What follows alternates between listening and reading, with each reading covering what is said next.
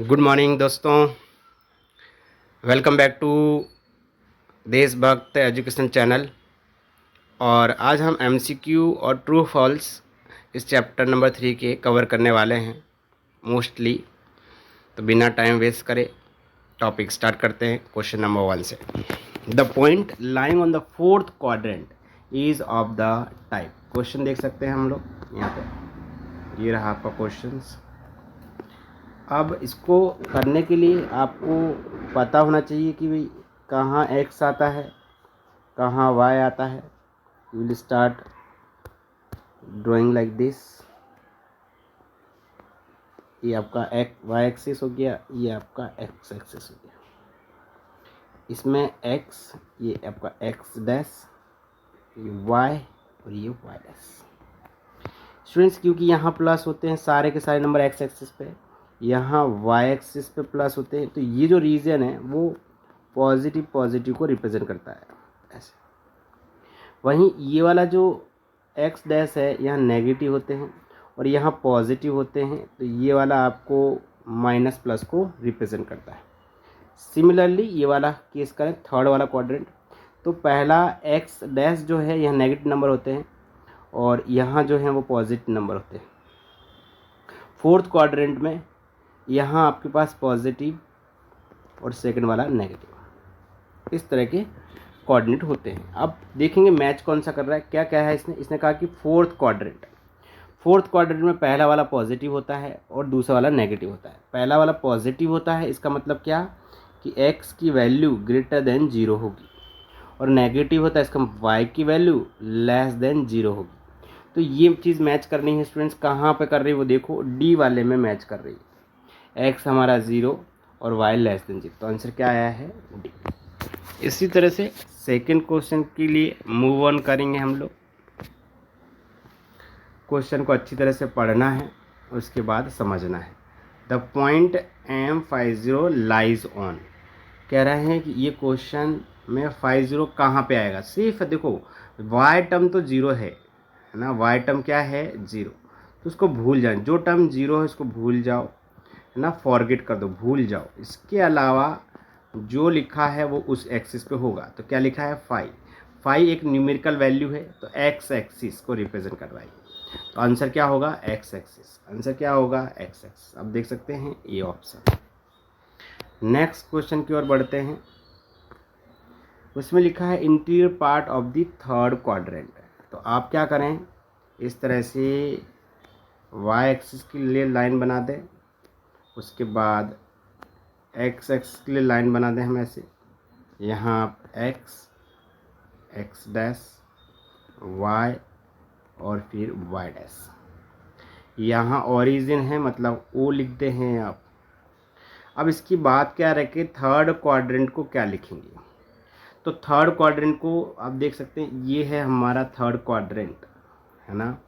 इसको क्या लिख सकते हैं, आप लिख सकते हैं x dash O y y dash, या फिर y dash O x dash. मतलब उल्टा पढ़ सकते हैं, शुरू बिगिनिंग से लेकर एंड तक, एंड से बिगिनिंग तक।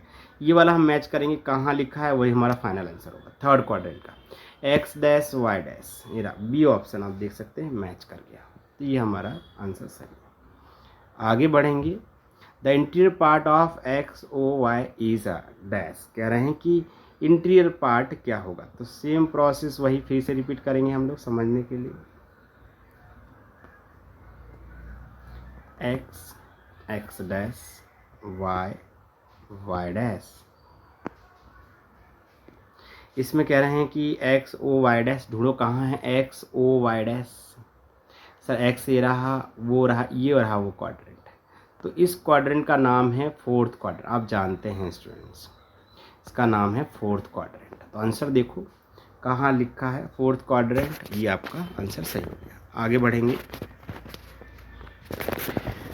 Interior part X O Y positive है, हमें यहीं से पता चल रहा है। तो ये पॉजिटिव मतलब फर्स्ट क्वाड्रेंट है, इसमें हमें ड्रॉ करने की भी ज़रूरत नहीं है, वहाँ से ही आइडिया आ जा रहा है। Next question, second quadrant is a interior part of, कह रहे हैं कि सेकेंड क्वाड्रेंट में, याद करेंगे थोड़ा सा फिर से रिकॉल कर लेते हैं। ये एक्स डैश, ये वाई डैश, ये यहाँ पे ओरिजिन 0। तो एक्स डैश, आप देखिए सेकंड क्वाड्रेंट ये था आपका, क्या लिखोगे, एक्स डैश ओ वाई। तो आप वाई ओ एक्स डैश, ये पहला वाला मैच कर गया। अब देखिए फर्स्ट वाला जो है वो मैच कर रहा है, तो first one is right. Now we will move for the second question के लिए मूव करेंगे। The coordinate of the point lying on Y axis. देखो वाई एक्सिस पर है तो वैल्यू वाई पर हो वो वाला सही है, और क्योंकि वाई एक्सिस पे है तो एक्स टर्म क्या हो जाएगा, 0। याद रखिए एक्स टर्म क्या हो जाएगा, 0 हो जाएगा, 0 है ना। तो अब देखेंगे, और y की कोई ना कोई वैल्यू होगी, तो कौन सा है सही है, b, क्योंकि जो एक्सिस पे होता है उसकी कुछ वैल्यू होगी, लेकिन उसके अलावा का जो होगा उसमें वो माइनस हो जाता है। ठीक है, नेक्स्ट करेंगे। The coordinate of the point line on axis. अब ये एक्स पे है तो एक्स की तो वैल्यू होगी, है ना, X has some value, but other जो है, अदर मतलब वाई क्या होगा, वाई हैज़ 0, वाई क्या होगा, 0 होगा, वाई है 0 होगा। चलो समझते हैं कहाँ है वाई 0 वाला टर्म। तो आप देखो ये रहा, आंसर क्या है, सी। ठीक है, आगे देखेंगे। सेम क्वेश्चन फिर रिपीट हुआ है। Coordinate is 0 with the point on Y axis. Y है तो एक्स क्या होगा, 0, एक्स क्या होगा, 0।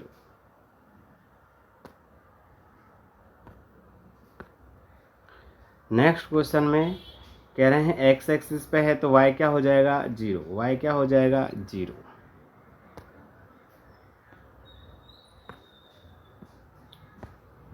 In the Cartesian axis divide in the 4 parts. हमें पता है ये, इसमें हमें कोई ड्राइंग की ज़रूरत नहीं है। In the plane origin lies, कह रहे हैं कि ओरिजिन है वो किसके साथ आता है, तो एक्स एक्सिस वाई एक्सिस के साथ आता है। Perpendicular distance of -4 -5। स्टूडेंट्स एक चीज़ याद रखनी है, नोट करेंगे क्या, परपेंडिकुलर फ्रॉम y, तो हम लिखेंगे वैल्यू ऑफ x, और फिर अगर परपेंडिकुलर नेक्स्ट फिर से परपेंडिकुलर आया फ्रॉम x, तो हम लिखेंगे वैल्यू ऑफ, हम लिखेंगे वैल्यू ऑफ y, ये याद रखना। तो समझते हैं इस क्वेश्चन को हम लोग। कह रहे हैं कि परपेंडिकुलर है और x से है, मैंने लिखा है परपेंडिकुलर अगर x से है तो वैल्यू किसकी देखने की, y की वैल्यू किसकी देखेंगे हम लोग, y की वैल्यू देखेंगे। तो ये रहा y की वैल्यू, है ना, ये रहा y। तो यहाँ वाले क्वेश्चन में y की वैल्यू क्या है, -5। आप देख सकते हैं y की वैल्यू क्या है, -5 दिख रही होगी। आंसर क्या लिखेंगे, 5। अब क्वेश्चन आता है कि सर -5 है और 5 क्यों लिखा है। स्टूडेंट याद रखिए डिस्टेंस है ना, डिस्टेंस हमेशा किस में होता है, पॉजिटिव में। अगर आप कुछ चीज़ मेज़र कर रहे हैं तो किस में मेज़र करेंगे, पॉजिटिव। ऐसा थोड़ी कहेंगे -5 सेंटीमीटर डिस्टेंस है, आप क्या कहेंगे 5 सेंटीमीटर का डिस्टेंस है, इस तरह से, इसलिए इसको क्या लिखा है, पॉजिटिव लिखा गया है। नेक्स्ट सिमिलरली एक और क्वेश्चन आया है, क्या लिखा है, परपेंडिकुलर है और वाई एक्सिस है। मैंने आपको बताया है कि परपेंडिकुलर अगर वाई एक्सिस से आता है तो एक्स को देखते हैं, और एक्स की वैल्यू यहाँ क्या है, 4, तो आंसर आ जाएगा 4। आगे बढ़ेंगे। Area of triangle with the vertices, area of triangle with the vertices 2 है, 6 है और 4 है। तो कह रहे हैं कि इसका एरिया क्या होगा। स्टूडेंट्स थोड़ा सा कॉम्प्लिकेटेड है, लेकिन समझते हैं करेंगे कैसे। पहले हम इसको एक वाई एक्सिस से बना लेते हैं, उसके बाद यहाँ पे एक्सिस ऐसे बना लेते हैं, ठीक है। उसके बाद हमें 1 2 तो मतलब 2 0 ये आएगा इधर, ऐसा मान के चलते हैं। फिर 3 है, 4 है, 5 है, 6 है, तो ये आपका 6 0 हो जाएगा, ठीक है।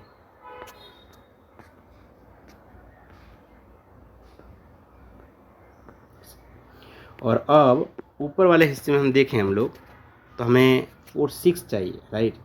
तो हम लोग क्या करते हैं कि 6 तक ड्रॉ करते हैं, मतलब 1 2 3 4 5 और 6।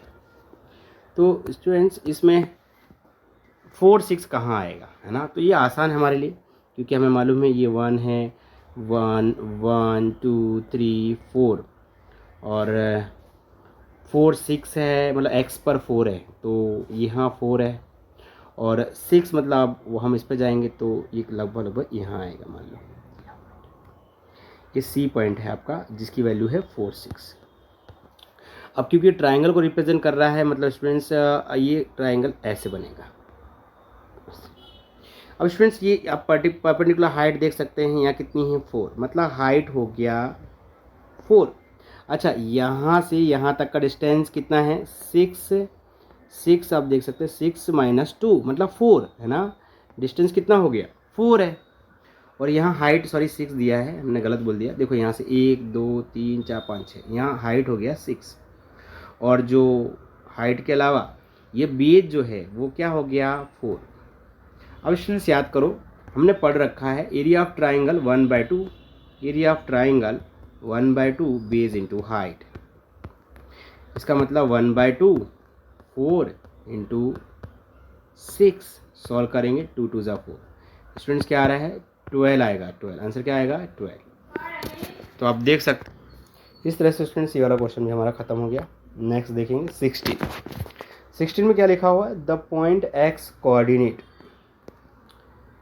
Coordinates are equal but y coordinates are different on the, तो पैरेलल किसके होगा y एक्सिस। कैसे समझते हैं हाँ इसको स्टूडेंट्स। अगर मैं इस तरह से y एक्सिस बना लूँ और इस तरह से मैं x एक्सिस बना लूँ, यहाँ कोई पॉइंट है जिसकी वैल्यू हमारे पास 2 है, और इसमें से वो लाइन अगर पास हो रही है तो इधर वैल्यू जो आएगी वो 2 और मान लो 1 है, इधर जो वैल्यू आएगी वो 2 और फिर 2 है, इधर जो वैल्यू आएगी वो 2 और 3 है, ऐसे वैल्यू आएगी। तो क्योंकि ये y एक्सिस है, ये x एक्सिस है, तो ये जो लाइन है वो किसके पैरेलल हो गई y एक्सिस के, है ना।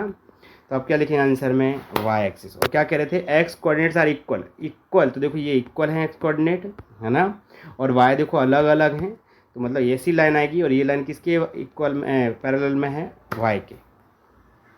नेक्स्ट क्वेश्चन करते हैं, the point with x coordinate, कह रहे हैं कि जो पॉइंट है x coordinate lies in the quadrant, है ना। पॉजिटिव कौन से क्वाड्रेंट पे कट पड़ता है, तो ये तो आपको अच्छी तरह से मालूम है, क्वाड्रेंट पॉजिटिव किस में होता है, x जो क्वाड्रेंट है वो पॉजिटिव होता है किस में, यहाँ होता है, मतलब फर्स्ट क्वाड्रेंट में, और यहाँ पे फोर्थ क्वाड्रेंट। आंसर क्या लिखा है फर्स्ट एंड फोर्थ, ऐसे, ठीक है। नेक्स्ट देखेंगे, 2 points with y coordinates positive lies, तो याद करो कहाँ पे हमारे पास पॉजिटिव होता था, ये वाले पोर्शन में दोनों के दोनों कैसे होते हैं पॉजिटिव, क्योंकि यहाँ भी पॉजिटिव नंबर होते हैं, यहाँ भी पॉजिटिव नंबर होते हैं।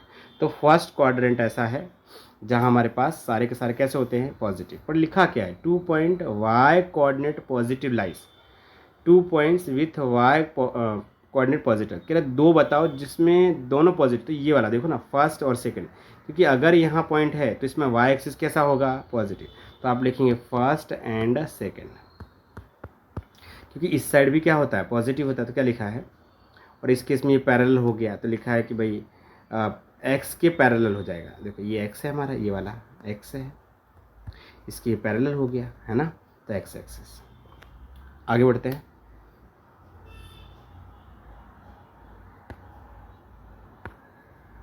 The distance of the point 5 12 from the origin, कह रहे हैं कि ओरिजिन से डिस्टेंस कितना होगा, तो आंसर आया है 13। कैसे आया है समझते हैं स्टूडेंट्स। मान लेते हैं यहाँ ये पॉइंट है हमारा 5 और 12, है ना। इसका मतलब क्या होगा कि x पर 5 होगा और इधर क्या होगा 12 होगा, ऐसे करते करते करते करते क्या 12 टच कर रहा होगा। तो ये जो ट्राइंगल बनेगा वो कुछ इस तरह से बनेगा, जिसमें ये जो है वो 5 होगा और ये जो है वो 12 होगा, और एरिया हमने पढ़ रखा है पाइथागोरस थ्योरम का, जिसमें हमें डिस्टेंस फाइंड करना है यहाँ से यहाँ तक का। तो पाइथागोरस थ्योरम हमने पढ़ के रखा है, अगर ये a है और ये b है और ये c है तो AC square equal to AB square plus BC square, ऐसे। और आगे थोड़ा समझते हैं इसके आगे। तो हमने देखा AC स्क्वायर में 5 का स्क्वायर क्या हो जाएगा 25, BC का क्या हो जाएगा 12 था 144, दोनों को ऐड कर देंगे 169 स्टूडेंट्स। तो AC हमारा हो गया 30, है ना। तो वही मैंने बताया यहाँ AC कितना दिया है 30, ऐसा। एक और क्वेश्चन करेंगे, उसके बाद वाइंड अप कर देंगे स्टूडेंट्स और मिलेंगे फिर नेक्स्ट टाइम। क्वेश्चन में पूछा हुआ है the coordinate of the origin, 0 0 होता है हमें पता है। ऑल द स्टूडेंट्स, जय हिंद स्टूडेंट्स, ठीक है। आज हमें यहीं पे वाइंड अप करते हैं, मिलेंगे हम नए लेक्चर के साथ। और अपने कमेंट को आपको हमेशा बताते रहना है कि आपको कैसा महसूस कर रहा है, कमेंट ज़रूर करना है।